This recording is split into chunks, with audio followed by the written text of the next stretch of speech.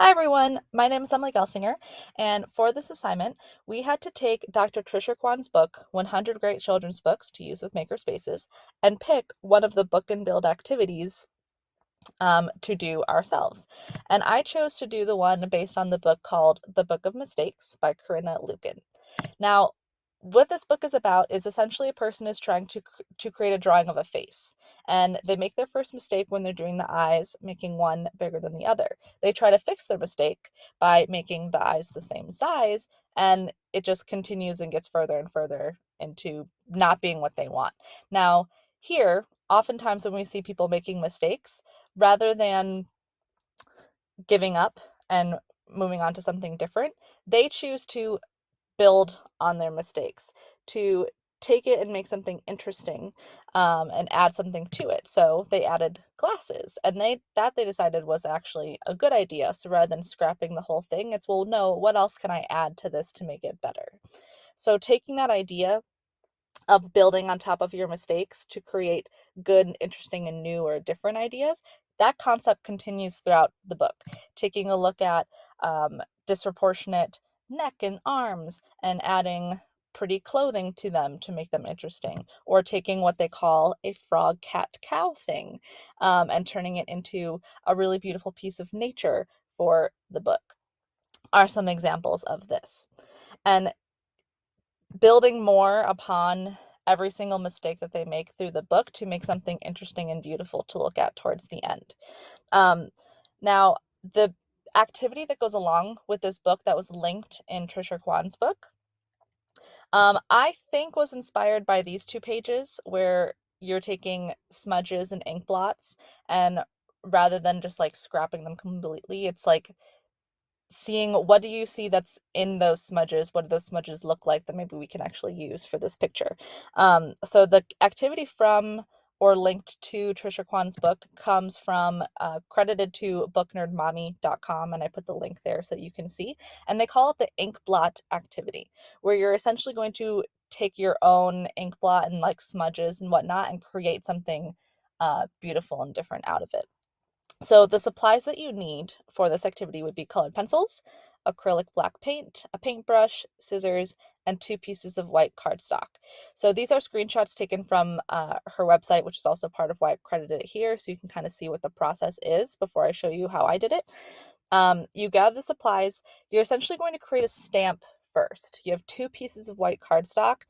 You only need to start with one. You're going to take one and fold it in half, and using that paintbrush and the black paint, create some abstract drops or brushes.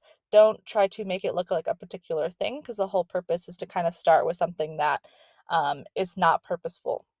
So once you do that, fold the halves together to create a symmetrical image like you see in number 4. And then this is actually your stamp. It's not your end product. You're going to take this paper and then your second piece of cardstock that you started with at the beginning and smush them together like you would like a stamp on paper, and then peel it apart. And then it's made to look a lot more like ink than paint on a piece of paper. And what you do with that new ink blot is you show it to someone, or you take it yourself and you think, okay, well, what image do you see? And what's great about this activity is that a lot of people, because they come from different perspectives and have different learning styles and visions and things like that, can see different things out of the smudges and create something different out of them. So depending on whatever you see, in this case, they saw a butterfly. That's when you take the colored pencils and you fill in the gaps or make your outlines, and you add some color to it to create your new beautiful evolutionized image from what was initially just blots and smudges. So when I tried this, here you can kind of see a process that I have. I have my folded up cardstock with just some random brush strokes. I pushed them together to make it symmetrical, and then I stamped it on top of another piece of cardstock. When I look at this, I don't know what you see, I kind of saw angel wings, or what could eventually be angel wings, but I want to do a second one also because this was my first try. So this is my second try, and I was left with what I have in the middle, and then I actually turned it around upside down, and when I smushed it, I was able to see a butterfly from this one. So with my colored pencils, I then added some outlines and some colors to both of these ink blots to eventually create this end product.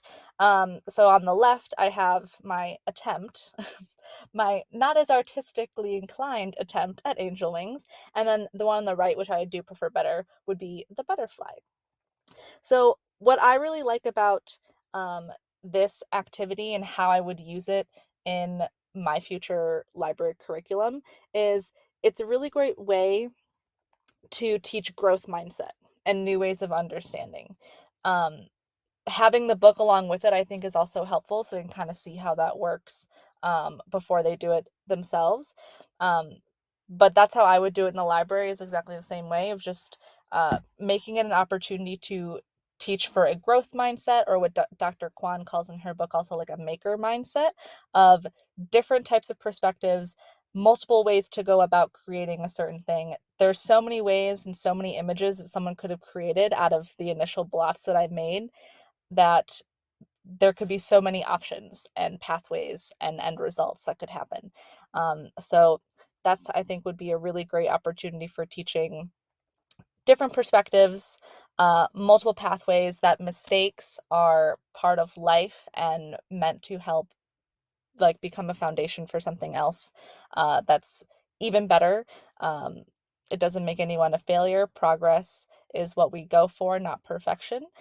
So I think that that would be a really great opportunity to teach that kind of lesson to students. So uh, I hope you enjoy. Give it a try. It was really fun and simple and inexpensive. So I hope you enjoy. Thank you so much. Have a great day.